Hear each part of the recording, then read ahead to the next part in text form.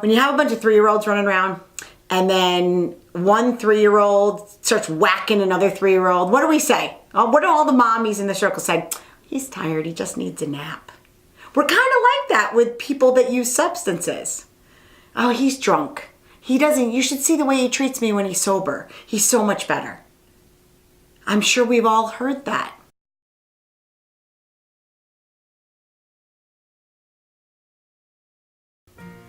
There's a belief in this country that bad, hurtful, abusive behavior is caused by substance use. That somebody gets drunk and they get angry, that somebody will steal to get high.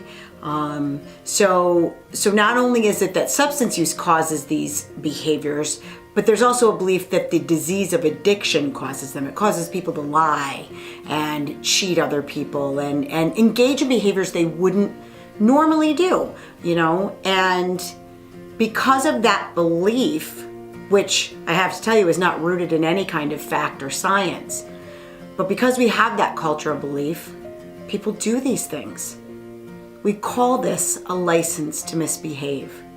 So in essence, in our culture, we allow people to behave in ways that we wouldn't otherwise allow if they're high or drunk, or if we feel that they're addicted or have an addiction problem. So we excuse their behaviors. This belief is not helpful. It's not at all rooted in science. And it causes significant issues within families. And I want to tell families this today because I want you to know that you don't have to do that. You don't have to make excuses for your loved one. There's not something within alcohol that causes people to lose their temper. There's not something within heroin that makes people steal to want to get high. These things don't exist within the substance themselves, only in the belief system surrounding addiction in this country. And we know this is true because in other cultures around the world, these kinds of behaviors are not acceptable. And, even drunken behaviors in some cultures where, just getting drunk and rowdy is unacceptable. And in those countries and in those cultures, you don't see the problems that you see here in the US. That's all you have to do is look into a sociology textbook to know that what I'm telling you is true. But alcohol and drugs have the same consistency. They're made of the same stuff wherever you go around the world. But certain cultures allow for drunken behavior and behavior that is unacceptable when you're sober or when you're not addicted.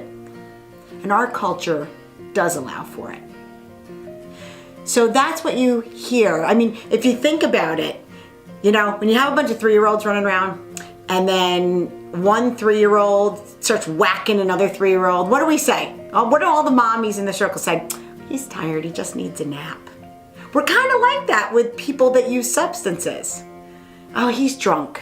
You should see the way he treats me when he's sober. He's so much better. I'm sure we've all heard that. Yeah, he's got a problem with heroin. He would never have stolen my diamond necklace if it weren't for the fact that he's addicted. It's such a terrible disease. Meanwhile, there are people all over the country who use heroin recreationally, who don't steal for it. There are people all over the country that use heroin daily who don't steal for it. There are people that get drunk and they're the life of the party. They're so much fun. We love hanging out with them. And then there are people that get drunk and they, beat their spouse. They kick the dog. They're miserable. How can alcohol be different things for different people? It can't. It doesn't work that way. So it's important. If you love somebody that gets drunk and is abusive, if you love somebody that is, committing adultery, that's promiscuous, if you love somebody that is stealing from you to support their habit, do not blame the substances. That's not the way that works. You don't have to think, I have to put up with this because they have a disease. They don't. Once you learn the facts, you can make an informed decision. And don't mistake me. I'm not saying that you should kick this person out. I'm not saying that you should accept or not accept the behaviors. I'm not judging it one way or the other.